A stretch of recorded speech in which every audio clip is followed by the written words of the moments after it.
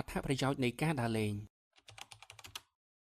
ការដើរលេងមិនមែនដើម្បីតែសប្បាយមួយមុខទេតែវាក៏នាំមកនូវអត្ថប្រយោជន៍ជាច្រើនមិនថាចំពោះបុគ្គលឬដល់សង្គមនោះទេ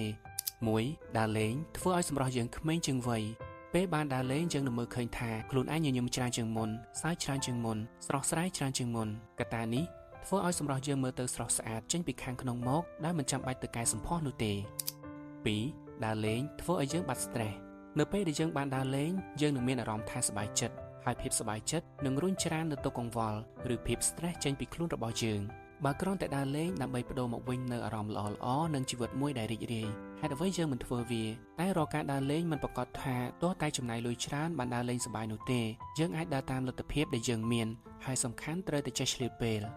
3ដើរលេងជួយបង្កើនប្រសិទ្ធភាពការងារបានកាន់តែល្អ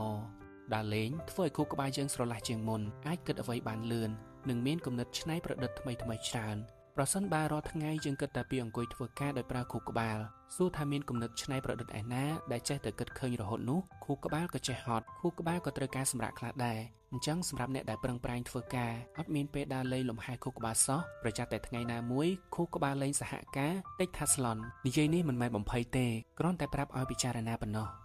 ទី4ដើរលេងធ្វើឲ្យយើងបានរៀនអ្វីថ្មីនៅពេលដែលរាងកាយយើងធ្វើបំលាស់ទីយើងក៏បានធ្វើលំហាត់ប្រាណដែរជាពិសេសភ្នែកយើងបានឃើញអ្វីថ្មីជាច្រើនថាមិនត្រូវយើងអាចទទួលបានគំនិតល្អដែលអាចជួយដល់ការងាររបស់យើងវិញក៏ថាបានម្យ៉ាងវិញទៀតបទពិសោធន៍ពីការដើរលេងក៏បង្រៀនយើងបានច្រើនផងដែរ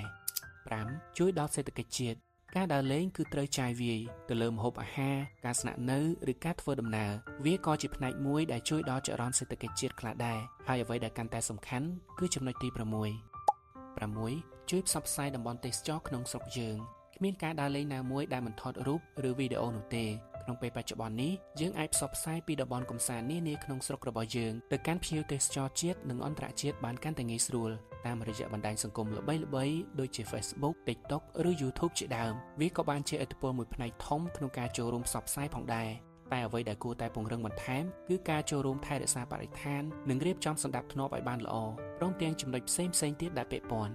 តើអ្នកទាំងអស់គ្នាយល់ថាការដើរលេងមានសារៈសំខាន់អ្វី